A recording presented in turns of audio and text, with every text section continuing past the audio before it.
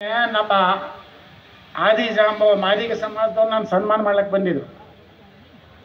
ನಾವು ವಿಧಾನಸಭೆಗಳಿಗೆ ಕೇಳಿದ್ದೆ ಸಿದ್ದರಾಮಯ್ಯನವ್ರಿಗೆ, ಅಲ್ರಿ ಒಳ ಮೀಸಲಾತಿ ಹಿಂದೆ ನಮ್ಮವ್ರು ಕೊಟ್ಟಾರ, ಯಾವ್ಯಾವ ಸಮಾಜದ ಎಷ್ಟು ನ್ಯಾಯ ಐತಿ ಅವ್ರು ಕೊಟ್ಟು ಬಿಡ್ರಿ ಅಂತ ಹೇಳಿದೆ.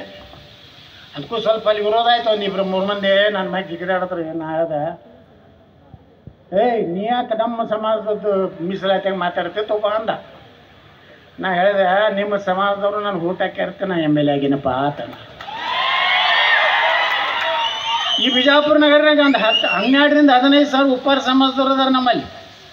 ನಾನು ಅಲ್ಲಿ ಮಹರ್ಷಿ ಭಗೀರಥಿ ಮಾರ್ಗ ಅಂತೇಳಿ ಒಂದು ರಸ್ತೆಗೆ ಹೆಸರಿಟ್ಟು ಎಲ್ಲ ಸಮಾಜದವ್ರ ಹೆಸರಲ್ಲಿ ಒಂದು ಕ್ರಾಂತಿವೀರ ಸಂಗೊಳ್ಳಿ ರಾಯಣ್ಣ ಮಾರ್ಗ, ಸಂತ ಕನಕದಾಸ ಮಾರ್ಗ, ರಾಜಮಾತಾ ಅಹಿಲ್ಯಾಬಾಯಿ ಹೋಳ್ಕರ್ ಮಾರ್ಗ, ನೇತಾಜಿ ಸುಭಾಷ್ ಚಂದ್ರ ಬೋಸ್ ಮಾರ್ಗ, ಭಾರತ ರತ್ನ ಡಾಕ್ಟರ್ ಬಾಬಾ ಸಾಹೇಬ್ ಅಂಬೇಡ್ಕರ್ ಮಾರ್ಗ, ಲಾಲ್ ಬಹದ್ದೂರ್ ಶಾಸ್ತ್ರಿ ಮಾರ್ಗ, ಯಾರ್ಯಾರು ದೇಶಕ್ಕೆ ದುಡ್ದಾರ, ಭಗತ್ ಸಿಂಗ್, ಚಂದ್ರಶೇಖರ್ ಆಜಾದ್ ಹಿಡಿದು ವೀರ ಸಾವರ್ಕರ್ ಹಿಡಿದು ಎಲ್ಲರ ಹೆಸರು ಇಟ್ಟಿದ್ದೀವಿ.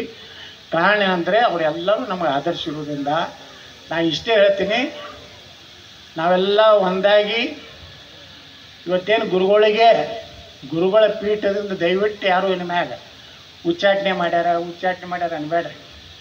ಆ ಉಚ್ಚಾಟನೆ ಮಾಡೋ ಪವರೇ ಅವ್ರಿಗಿಲ್ಲ. ಉಚ್ಚಾಟನೆ ಮಾಡೋ ಪವರ್ ನಿಮಗೈತಿ.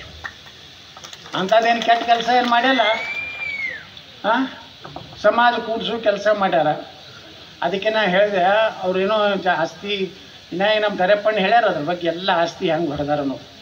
ಮತ್ತು ನಾ ಅದನ್ನು ರಿಪೀಟ್ ಮಾಡೋದಲ್ಲ. ಅವಾಗ ಹೇಳಿದೆ ಗುರುಗಳಿಗೆ, ನಾವು ಸಿದ್ದಣ್ಣವ್ರು ಎಲ್ಲರೂ ಕೂಡ ಹೇಳಿದೆವು, ನೋಡ್ರಿ ಅದು ಏನು ಅಲ್ಲಿ ಏನೈತಿ, 4 ಎಕರೆ ಐತೆ, ಅದರ ಒಂದು ಗಿಲ ಇಲ್ಲಾರ್ದೊಂದು ಗೋಡೌನ್ ಐತೆ, ಸರಕು ಮುಳುಕ್ ಸರಕು ಅಂತಂದ್ರೆ ತನ್ನೆಲ್ಲಂಗೈತೆ.